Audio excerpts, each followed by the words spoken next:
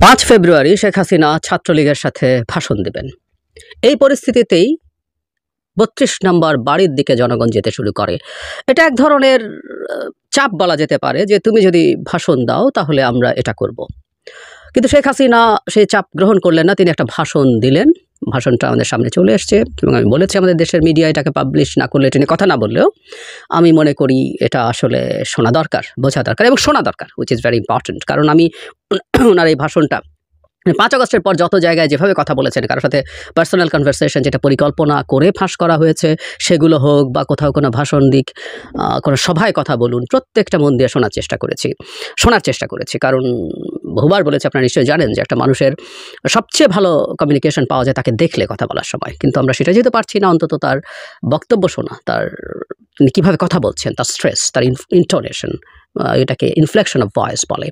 So আমি শুনেছি এবং আমি একটা খুব স্পষ্ট ভিন্নতা দেখতে পেয়েছি। আমি এই জায়গাটায় আসবো। আমি আবারও বলছি, 5 আগস্টের পরও তার অন্যান্য ভাষণ যেমন ছিল সেই তুলনায় এর মধ্যে একটা স্পষ্ট ভিন্নতা আছে। শেষ অংশে সেটা বলবো। কি বললেন আসলে আমরা প্রেডিক্ট করতে পারি উনি কি বলবেন। ওনার স্বজন হারানোর বেদনা আমরা দীর্ঘদিন ধরে শুনেছি। তার বাবা, তার পরিবারে কি হয়েছে খুঁটিয়ে প্রত্যেকের বর্ণনা সেগুলো বলছেন। ডক্টর ইউনূসের বিরুদ্ধে অনেক কথাবার্তা, যত ঘটনা ঘটেছে, ছাত্র জনতা, সাংবাদিক, পুলিশ, সব হত্যাকাণ্ড ডক্টর ইউনূস ঘটিয়েছেন। শুধু সেটা না, ডক্টর ইউনূসকে আরও ক্ষোভ ছাড়াচ্ছেন। আমি সেই প্রসঙ্গে পরে আসতে আমি কিছু পয়েন্ট টুকে রেখেছি শুনতে মানে যুক্তি দিচ্ছেন, মানে শেখ হাসিনার যুক্তি খেয়াল করুন। মানে নারীদের ফুটবল বন্ধ প্রসঙ্গে ওনার যুক্তি হচ্ছে, প্রথম ইসলাম গ্রহণ করেছেন একজন নারী, উনি খাদিজার কথা বলছিলেন। মানে এটা হলো যুক্তি, উনি মনে করেন, এই হচ্ছে তার লেভেল, পাল্টা মন্তব্য করার কিছু নেই। শিক্ষকরা বিভিন্ন জায়গায় অপমানিত হয়েছে, স্টুডেন্টরা শিক্ষকদেরকে ধরে পদত্যাগ করিয়েছে, তাদেরকে স্কুল থেকে বের করে দিয়েছে। কোনো ক্ষেত্রে বা কিছু ক্ষেত্রে এটা ঘটেছে, বিশেষ করে শেখ হাসিনার পতনের পর। উচিত হয় নাই। এবং আবার শিক্ষক কিনে প্রশ্ন আসে, মানে শেখ হাসিনার সময় বহু আওয়ামী ডাকাত শিক্ষক হিসেবে বসে গিয়েছিল, তারপরও যেভাবে তাদেরকে পদ থেকে সরানো হয়েছে এটা অসুন্দর হয়েছে, এটা অন্যায় হয়েছে। কিন্তু এখানে খুব ফানি একটা ঘটনা, মানে একটা মানুষ কত নীচ উনি যুক্তি দিচ্ছেন।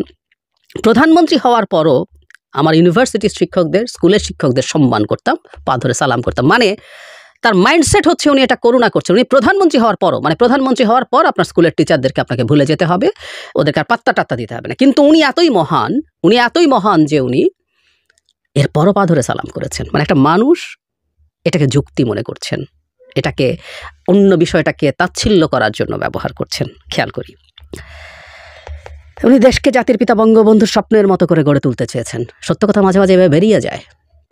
উনি জাতির পিতা নন, উনি তার পিতার শেষ মুহূর্তের স্বপ্ন ছিল বাংলাদেশকে একটা একদলীয় রাষ্ট্রে পরিণত করে উনি তার এটাকে বাদশাহীতে, রাজত্বে পরিণত করা। হি ডিড ইট, উনিও তাই করেছেন। তবে একটা ডিফারেন্স আছে, শেখ মুজিবের চাইতে শেখ হাসিনা অনেক বেশি বাজে, নোংরা।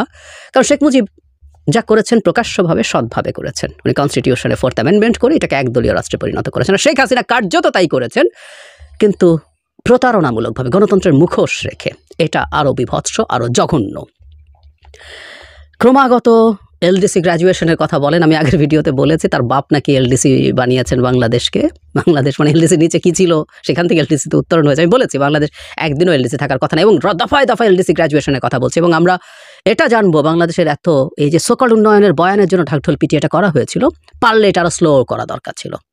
নেপাল এটা পিছিয়ে দিতে বলেছে, আমরা অনেকে দেখেছি নিশ্চয়ই।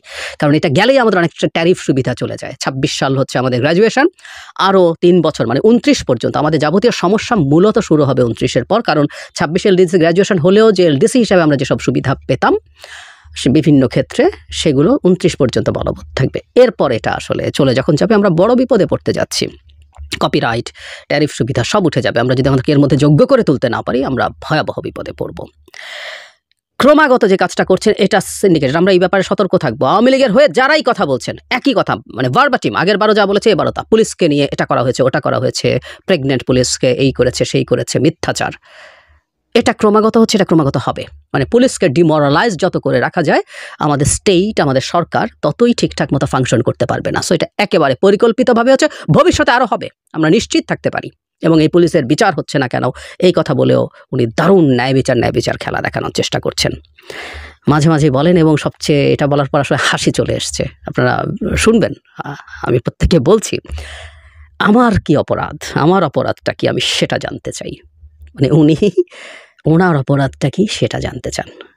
মানে একটা মানুষ এরকম প্রশ্ন করতে পারেন তিনি মনে করছেন, সেটা ইন্টারেস্টিং। মানে এটা উনি যদি ট্রুলি ফিল না করেন বা ফিল করেও যদি থাকেন, এটা বলা যায়। Very interesting. কিছু বলতে চাই না আর এই প্রসঙ্গে। ডক্টর ইউনূসের প্রতি ওনার খুব ক্ষোভ। উনি নাকি ডক্টর ইউনূসকে এবং তার মাইক্রোফিন্যান্সকে সারা পৃথিবীতে পরিচিত করিয়েছেন। 96 সালে ক্ষমতায় আসার পর তিনি কিভাবে গ্লোবাল ফোরামে স্পেনের রানীর উপস্থিতিতে, হিলারি ক্লিন্টনের উপস্থিতিতে এসব করেছেন। তাহলে একটা প্রশ্ন থেকে যায়, এই ডক্টর ইউনূস না সুদখোর, এই ডক্টর ইউনূস না গরিবের রক্তচোষা? তো গ্রামীণ ব্যাংকের সুদ কি তখন নিচু ছিল? আরও বেশি ছিল।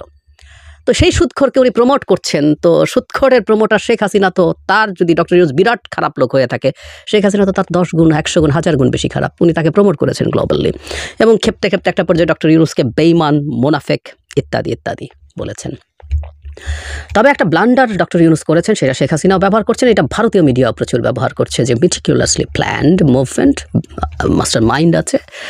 ফলে আমাদের এই যে স্পন্টেনিয়াস সারপ্রাইজিং, এটা উনি আবার একটু যোগ করছেন। ডক্টর ইউনূস তো বলেন না আমার মিটিকুলাস প্ল্যান, শেখ হাসিনার মতো মিথ্যুক সেই কথাটাও ঠিকভাবে বলবেন না আমরা জানি। উনি বলেছেন যে ডক্টর ইউনূস বলেছেন এটা তার মিটিকুলাসলি প্ল্যান দিয়ে ইত্যাদি ইত্যাদি। যাই হোক, এটা হচ্ছে ব্লান্ডার। এটা কীভাবে আমরা রিকভার করবো জানি না। ডক্টর নিজে চেষ্টা করেছেন। দাভোসে উনি ঠিক আমরা যা বলি, এটা একটা স্পন্টেনিয়াস সারপ্রাইজিং, যার কোনো রকম কোনো লিডার ছিল না, তিনি সেটা বলেছেন। সম্পদের কথা, সন্তানদের পড়াশোনা করিয়েছেন, কোনো সম্পদ রেখে যেতে পারবেন না। মানে তারা কত বিলিয়ন ডলার চুরি করেছেন, ডাকাতি করেছেন আমরা জানি। কিন্তু দেশের মধ্যে এই বাগান বাড়ি, বিরাট বিলাসবহুল পূর্বাচলের প্লট সব তো বেরোচ্ছে এখন, অথচ কারো জন্য কিছু রেখে যাননি। লেখাপড়া করে করবে। 32 নম্বরের বাড়ি তিনি আর তার বোন জনগণের জন্য ট্রাস্ট করে দিয়ে দিয়েছেন। এবং কী ধরনের অডিয়েন্সের সাথে উনি কথা বলেন বা অডিয়েন্স প্রতি তার পারসেপশন, উনি আগেও ব্যবহার করেছেন, এটা আবারও ব্যবহার করছেন। ডক্টর ইউনূস যে গণভবনে গেলেন, ওখানে গিয়ে উনি চুরি করেছেন, এই ধরনের মন্তব্য উনি করছেন।